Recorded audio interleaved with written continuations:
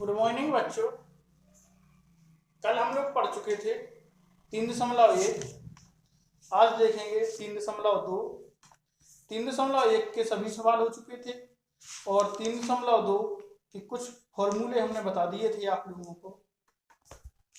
तो आज 3.2 स्टार्ट करते हैं। आप लोग वीडियो पूरा देखें, लाइक शेयर एंड कमेंट भी करें। 3.2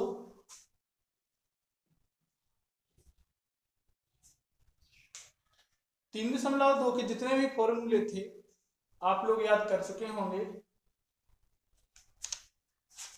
और अगर 3.2 के फॉर्मूले याद नहीं किए तो पहले 3.2 के फॉर्मूले याद कर लें, उसके बाद 3.2 पढ़ें तो आपको अच्छे से समझ में आएगी, नहीं तो वीडियो सही समझ में नहीं आएगी। 3.2 स्टार्ट करते हैं। पहला क्वेश्चन है, निम्न समस्याओं में रैखिक समीकरणों के युग्म बनाइए और उनके ग्राफीय विधि से हल कीजिए। जो 3.1 में सवाल किए थे उसी प्रकार से सवाल 3.2 में है। ये पहला वाला सवाल सेम टू सेम वैसा ही है।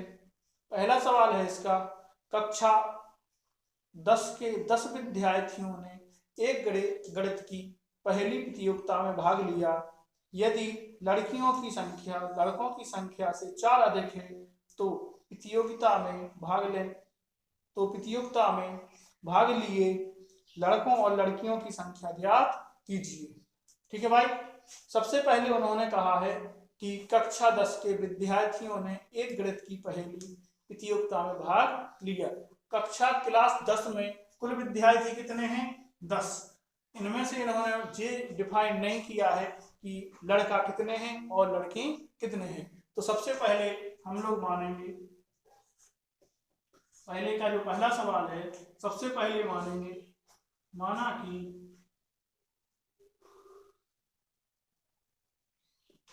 लड़कों की संख्या x है तथा लड़कियों की संख्या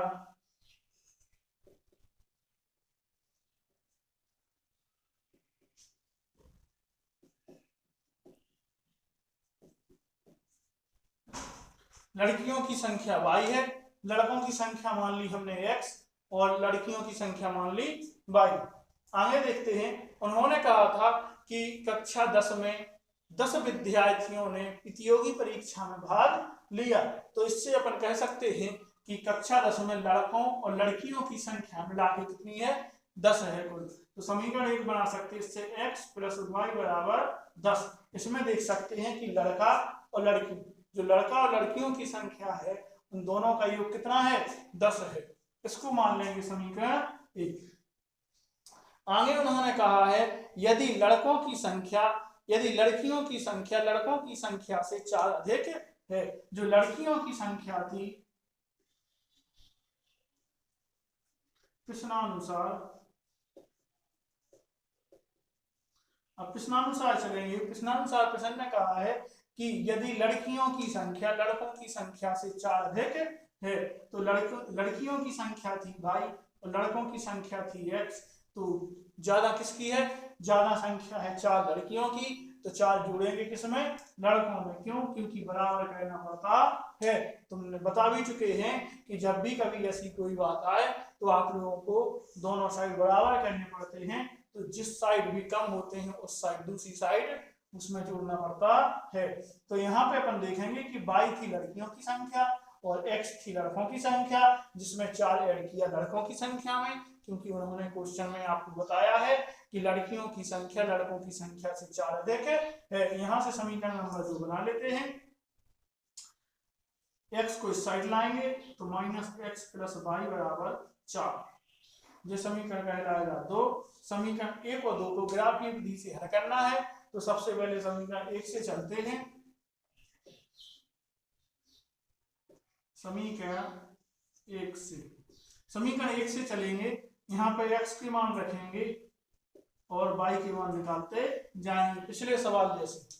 तो यहाँ पे y साइड लाएंगे तो x बराबर आएगा 10 माइनस वाई। तो यहाँ पे वाई के मान रखते जाएंगे, यहाँ पे हम वाई का मान रखेंगे 6 या 5, वाई बराबर 6 रखने पर, तो वाई बराबर 6 रखेंगे तो x बराबर निकलेगा, x बराबर 10 माइनस 6, तो x बराबर कितना निकला 4, x बराबर निकला अपना 4। आगे हल करेंगे, दूसरा मान निकाल लेंगे, यहाँ पे y बराबर रखेंगे, y बराबर रखेंगे 4,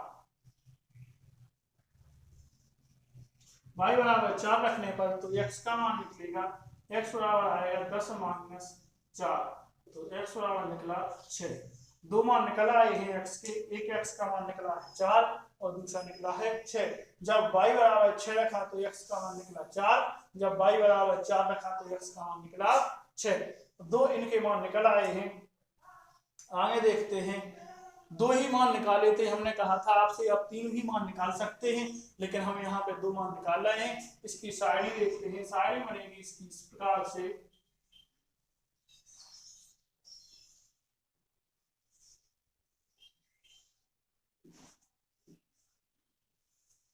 x और y।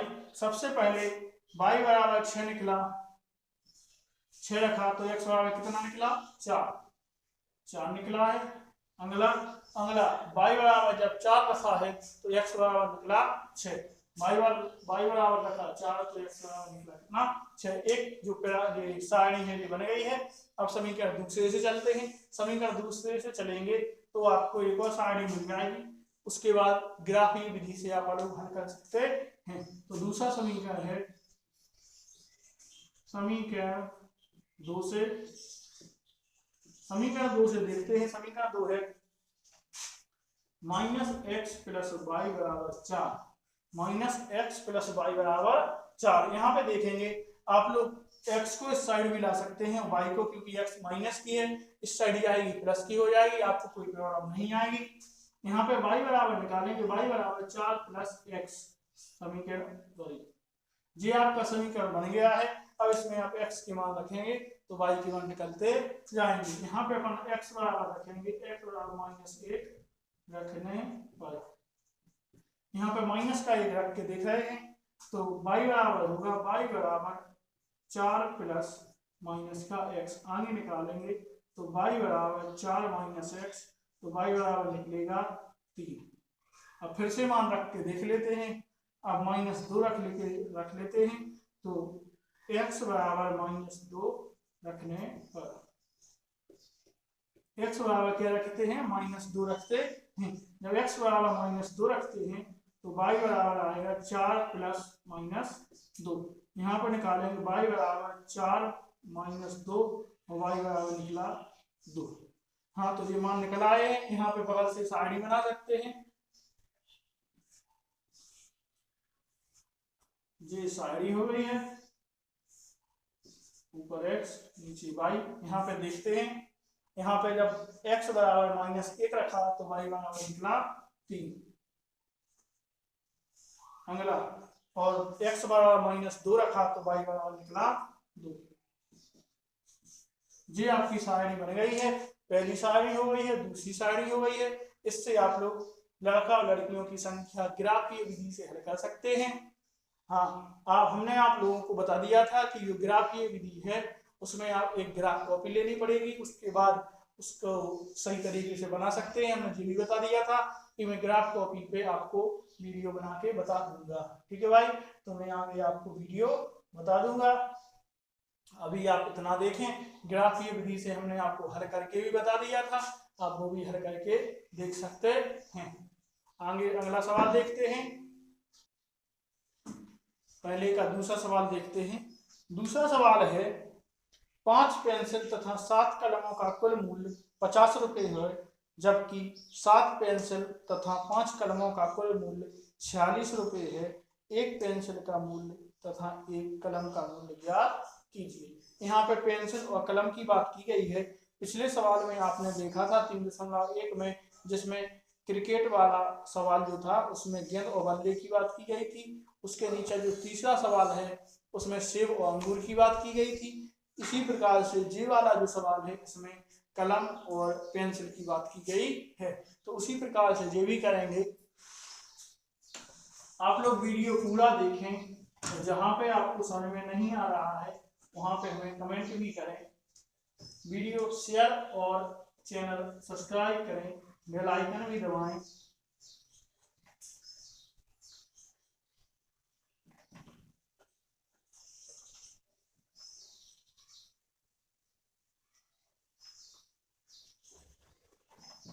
हाँ भाई, तो इसमें कहा गया है सबसे पहले कि 5 पेंसिल तथा 7 कलमों का कुल मूल्य 50 रुपये है।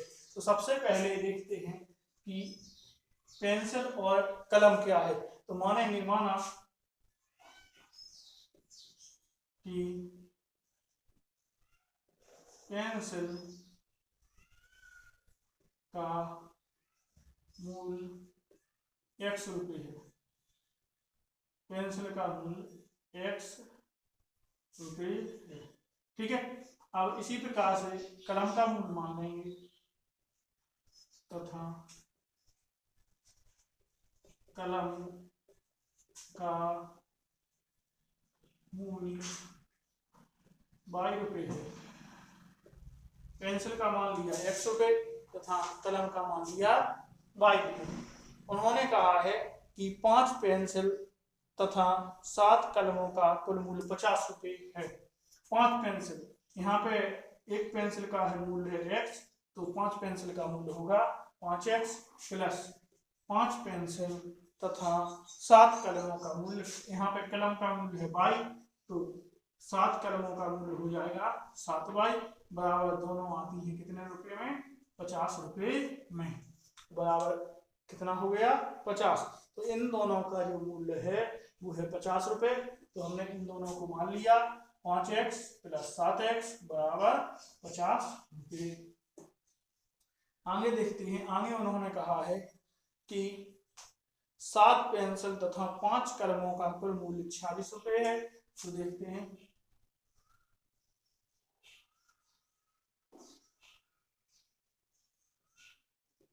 प्रश्नानुसार देखते हैं, पुनः प्रश्नानुसार देखेंगे कि 7 पेंसिल, तो पेंसिल का था x, तो हो गया 7x, और 5 कलमों का मूल्य प्लस 5y बराबर है कितने रुपए, 46 रुपये। पहला समीकरण बन गया जे, दूसरा समीकरण बन गया जे। पहले दूसरे समीकरण से हम लोग ग्राफ निकाल सकते हैं। सबसे पहले समीकरण 1 से चलते हैं। समीकरण 1 से, समीकरण 1 देखते हैं, यह 5x प्लस 7y बराबर 50। इसमें से y को इस साइड ले जाएंगे, तो 5x बराबर 50 माइनस 7y, और x बराबर निकालेंगे तो 50 माइनस 7y बटे 5। हाँ, इसमें y के मान रखेंगे तो x के मान प्राप्त होते जाएंगे। y का मान इस प्रकार से रखेंगे कि x का मान सही ढंग से प्राप्त हो।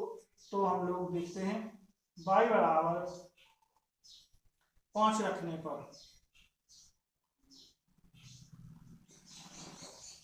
y बराबर कितना रख दिया 5। तो देखते हैं y बराबर जब 5 रखेंगे तो x बराबर होगा, x बराबर 50 माइनस 7 गुणा 5 बटा 5। तो x बराबर होगा 50 माइनस 35 बटा 5। ठीक है भाई, इसमें से 35 घटेंगे तो x बराबर निकलेगा 15 बटा 5, 5 3 15। तो x बराबर कितना निकल आया 3। जब y बराबर मान 5 रखा तो x बराबर मान निकल आया 3। अब इसी प्रकार से कुछ और मान देखते हैं। तो अब y बराबर 10 रखते हैं। जब y बराबर 10 रखेंगे तो x बराबर निकलेगा, x बराबर होगा 50 माइनस 7 गुणा 10 बटा 5। तो x बराबर निकलेगा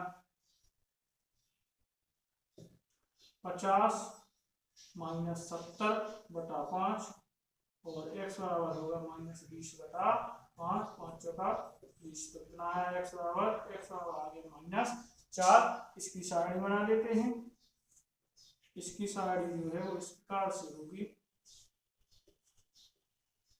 एक्स वाई, सबसे पहले मान रखा 5, वाई बराबर, तो एक्स बराबर निकला 3,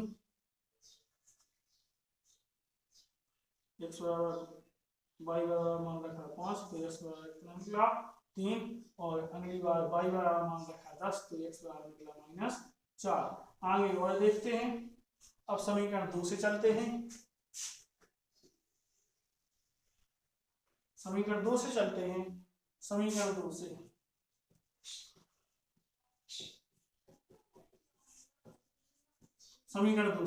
समीकरण 2 से देखते हैं। 7x प्लस 5y बराबर 46। y को इस साइड ले जाएंगे तो 7x बराबर 46 माइनस 5y, और x बराबर निकलेगा 46 माइनस 5y बटा 7। हाँ, अब इसमें x के मान रखेंगे तो y का मान निकलेगा।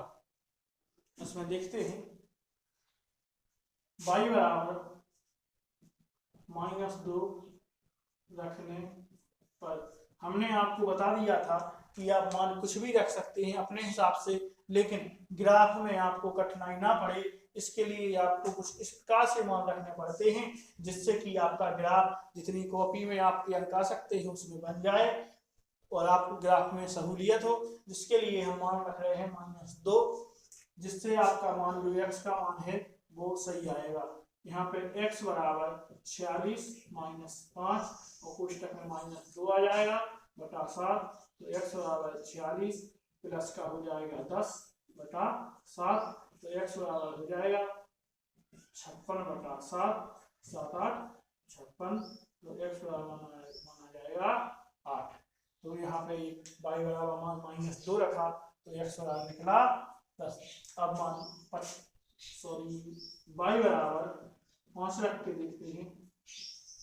5 रखने पर जब y बराबर 5 रखेंगे तो x बराबर निकलेगा x बराबर 46 माइनस 5 गुणा 5 बटा 7, तो x बराबर निकलेगा 46 माइनस 25 बटा 7, तो x बराबर निकालेंगे 46 में से 25 हटाएंगे तो बचेगा 21 बटा 7, 7 3 30, तो x बराबर निकला 3। तो यहाँ पे एक साइड बना लेंगे।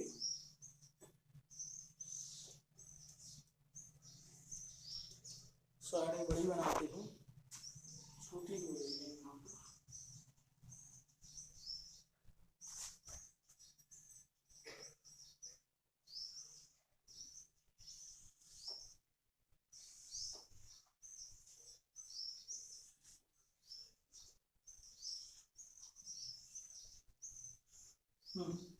तो x सबसे पहले x बराबर कितना आया 8, कब आया जब y बराबर रखा -2, x बराबर आया 8, y बराबर क्या रखा -2।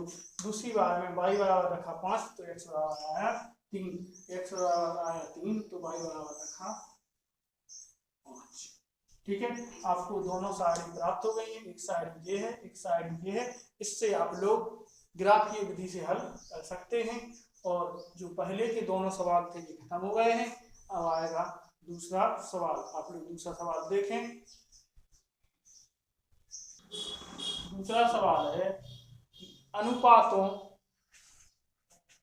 a1 बटा a2, b1 बटा b2 और c1 बटा c2 की तुलना कर ज्ञात कीजिए कि निम्न समीकरण युग्म द्वारा निरूपित रेखाएं एक बिंदु पर प्रतिच्छेद करती हैं, समांतर हैं अथवा संपाती हैं।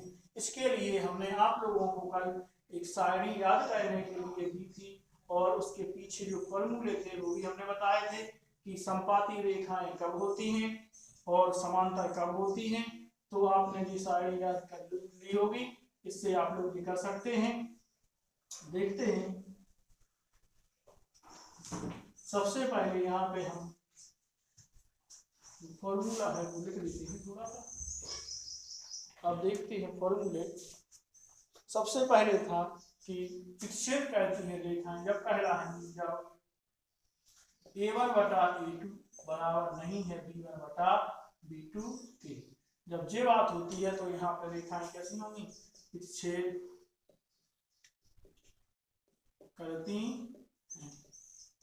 दूसरा जो है दूसरा होता है A1 बटा A2 बराबर B1 बटा B2 बराबर C1 बटा C2। जब A1 बटा A2 बराबर B1 बटा B2 और C1 बटा C2 है तो रेखाएं होती हैं कौन सी? समपाती। कल देख चुके हैं आप, समपाती हैं। तीसरा जो है वो था A1 बटा A2 बराबर B1 बटा B2 बराबर नहीं है C1 बटा C2 पे। जब A1 बटा A2 बराबर B1 बटा B2 बराबर नहीं है C1 बटा C2 तो रेखाएं कौन सी होती हैं? रेखाएं होती हैं समपाती, ये समांतर, समांतर हैं। ये तीन इसके फॉर्मूले थे। इसी के हिसाब से आपको सवाल दूसरे के सभी हल करने हैं। दूसरे में जो है उन्होंने कहा है कि आपको A1 बटा A2 बराबर B1 बटा B2 और C1 बटा C2 की सहायता से बताना है कि प्रतिच्छेद करती हैं या समपाती हैं या समांतर हैं। तो सबसे पहले पहला सवाल इसका देखते हैं। दूसरा का हमने आपको फॉर्मूले ऊपर लिख दिए हैं, आप देख सकते हैं। और दूसरा सवाल जो है वो दूसरा सवाल है 5, दूसरा का पहला जो है वो है 5x माइनस 4y प्लस 8 बराबर 0। 5x माइनस 4y प्लस 8 बराबर 0। अगला इसका दूसरा समीकरण जो है वो है 7x प्लस 6y माइनस 9 बराबर 0। इसमें आप लोग देखते हैं कि सबसे पहले आप तुलना करेंगे कि जो समीकरण है वो समीकरण सही है या समीकरण नहीं है। तो तुलना करने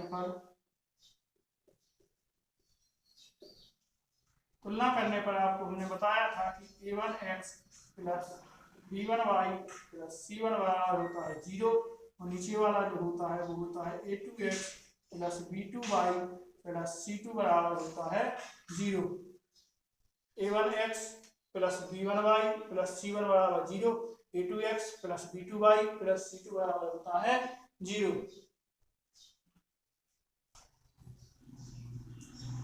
इसमें आप लोग A1 A2 A1 B1 C1 के मान देखेंगे। तो यहाँ पे आप लोग देख रहे हैं इसकी तुलना करने पर कि A1x B1y C1 बराबर 0, A2x B2y और C2 बराबर 0।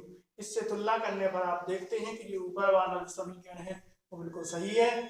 आप लोग यहाँ पे मान निकाल सकते हैं। मान यहाँ पे देखते हैं तो A1 का मान कहलाएगा 5, A1 बराबर होगा 5, आगे B1 बराबर होगा -4 और C1 बराबर होगा आपका 8। इसी प्रकार से नीचे आप लोग देखेंगे यहाँ पे A2 बराबर होगा 7 और B2 बराबर यहाँ पे होगा 6 और C2 बराबर होगा आपका जो C2 बराबर होगा वो -9 होगा। इसमें आप देख सकते हैं कि आपका जो मान आएगा A1 बटा A2 बराबर आएगा 5/7, B1 बटा B2 बराबर आएगा -4/6 और C1 बटा C2 आएगा 8/-9। इसमें आप लोग देख सकते हैं क्या लग सकता है, A1 बटा A2 बराबर नहीं है किसके, B1 बटा B2, क्योंकि ये दोनों सेम नहीं है। जब ये दोनों सेम नहीं है तो आपका जो फॉर्मूला लगेगा वो लगेगा A1 बटा A2 बराबर नहीं है किसके, B1 बटा B2 के। तो यहाँ पर रेखाएं कैसी मानी आएंगी, जो रेखाएं हैं विच्छेद करती हैं मानी जाएंगी। तो इसमें क्या होगा, प्रतिच्छेद करती हैं। यहाँ पे आप बराबर लिख सकते हैं।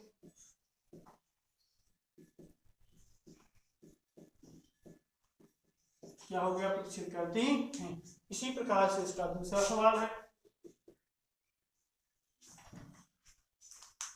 इसका जो दूसरा सवाल है वो दूसरा सवाल देखते हैं। आप लोग इसको नोट कर लें, जहाँ पे प्रॉब्लम हो हमें बताएं।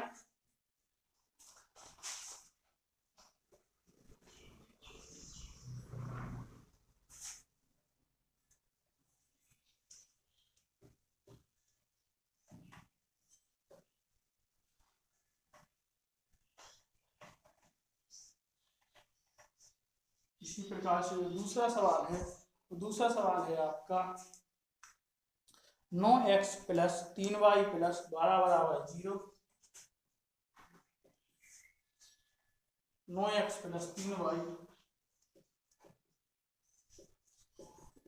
12 बराबर 0 और नीचे 18x प्लस 6y प्लस 24 बराबर 0। 18x प्लस 6y प्लस 24 बराबर 0। इससे भी सबसे पहले तुलना करेंगे।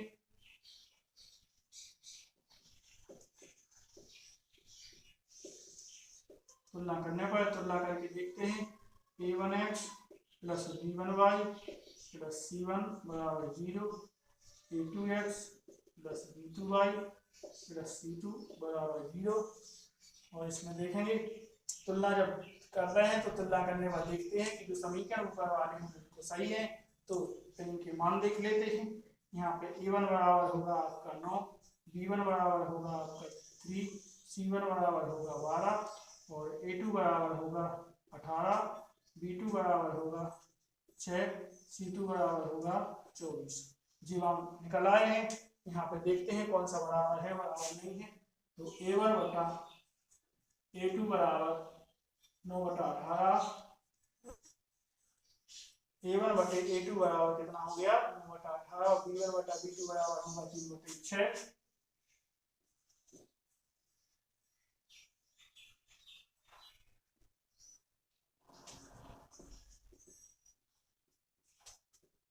c1 बटा c2 बराबर होगा c1 बटा c2 बराबर होगा 12 बटा 24।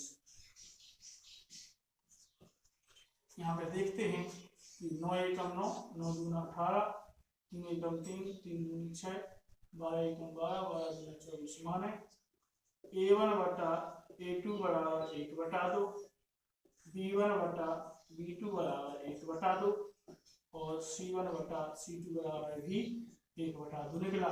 यहाँ पे आप लोग देख सकते हैं कि तीनों कैसे हैं, तीनों जो बराबर हैं, तो आपकी रेखाएं क्या हो गई, संपाती। क्या फॉर्मूला लगेगा, a1 बटा a2 बराबर b1 बटा b2 बराबर c1 बटा c2।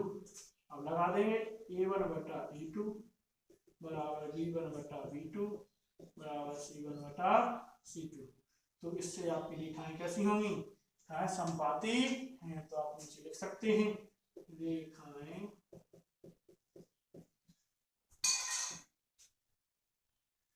संपाती हैं। कैसी है, रेखाएं संपाती,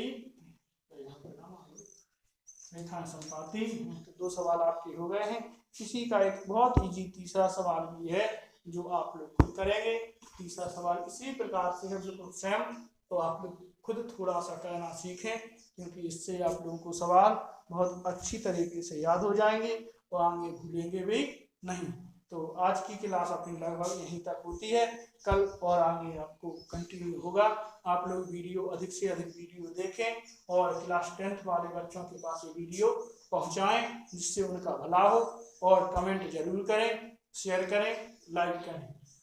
आगे कल देखेंगे। और जिसको आज के जो वीडियो समझ में नहीं आए हैं वो लोग पिछला वीडियो जरूर देखें। हमने आपको बता दिया था कि मैं आपको मैथ कंटिन्यू किसी दिन बता रहा हूँ। किसी दिन 9 बजे से 10 बजे के बीच में हमारा वीडियो अपलोड होता है, जो आप लोग देख सकते हैं। आगे का कल करेंगे। धन्यवाद।